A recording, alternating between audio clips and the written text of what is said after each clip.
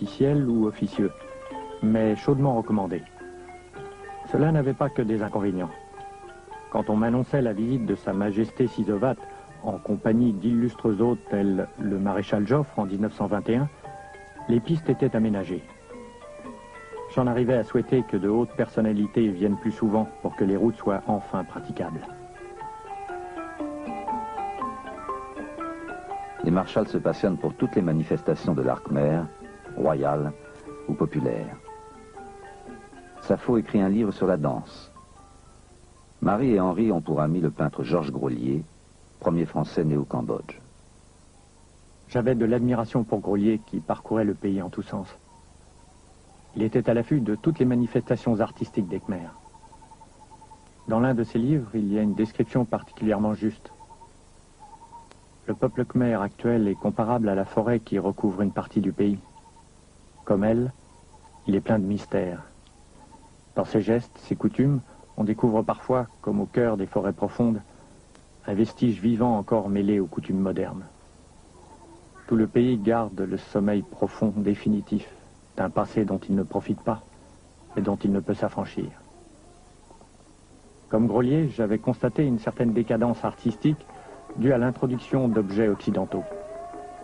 Cela corrompait le goût de ces artisans khmers, habitués à se transmettre de père en fils des motifs ancestraux où l'art d'encore se reflétait. Grolier se bat pour éviter que cette culture ne disparaisse à tout jamais. En 1920, il crée à Phnom Penh l'école des arts cambodgiens et le musée Saro, dont il est le premier conservateur.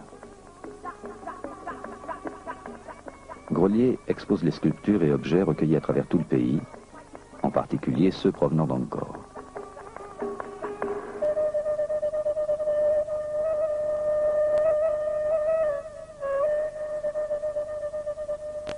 Henri Marshall continue son travail de dégagement des temples. L'école lui donne des moyens et un photographe. Dans ses rapports et journaux de fouilles, il note les faits de la vie quotidienne, les travaux, les découvertes, ses sentiments. Je suis dans ma voie. Ma vision d'art s'affine et se développe. Nous travaillons à mettre à jour et reconstituer des monuments majestueux. Ce sera long et fatigant, mais nous réussirons, parce que nous avons l'enthousiasme.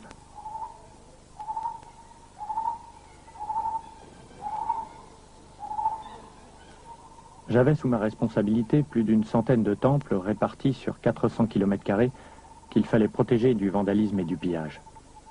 Je n'ai jamais pu empêcher les touristes d'emporter des pierres sculptées, car pour beaucoup de gens, cela ne constituait pas un vol, puisque d'après eux, ces pierres n'appartenaient à personne. Sujet brûlant dont nous parlions souvent avec Georges Grolier.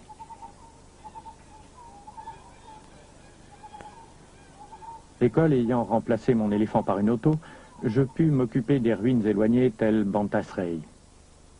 Ce petit temple avait dû sa notoriété à une affaire de vol de pierre qui fit quelque bruit à l'époque.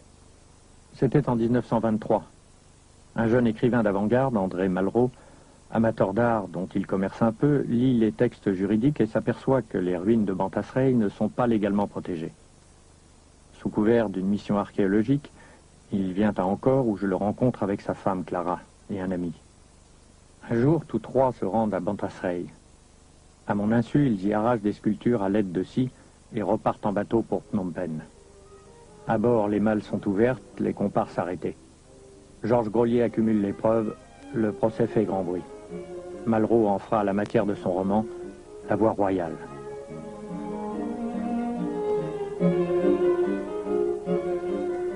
L'école en profite pour mener campagne pour la protection des ruines. Les hommes de terrain fournissent les données aux chercheurs. À Paris, Georges Coëdès et Philippe Stern établissent la chronologie des temples khmers, tous construits du 9e au 14e siècle. Il faudra 35 ans pour ériger Angkor Wat. En Europe, pendant ce temps, les chrétiens bâtissaient leur cathédrale.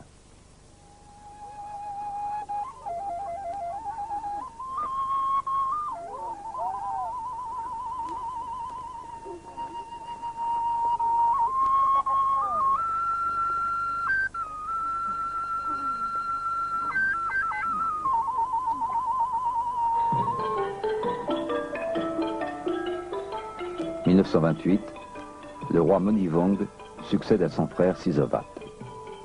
À Phnom Penh, Marshall assiste aux fastueuses cérémonies célébrant l'incinération du défunt. Mais aux festivités royales, Marshall préfère le calme de sa vie provinciale. Il serait pourtant excessif de dire que, malgré mon admiration pour ces cérémonies et fêtes, aucun détail ne vint me choquer. Je fus par exemple assez loin à m'habituer à l'aspect des femmes cambodgiennes, à la carrure un peu forte et aux têtes à cheveux coupés ras. Ce n'est que plus tard que, par la souplesse et la grâce de leurs attitudes, les Cambodgiennes purent me faire oublier cette première impression fâcheuse.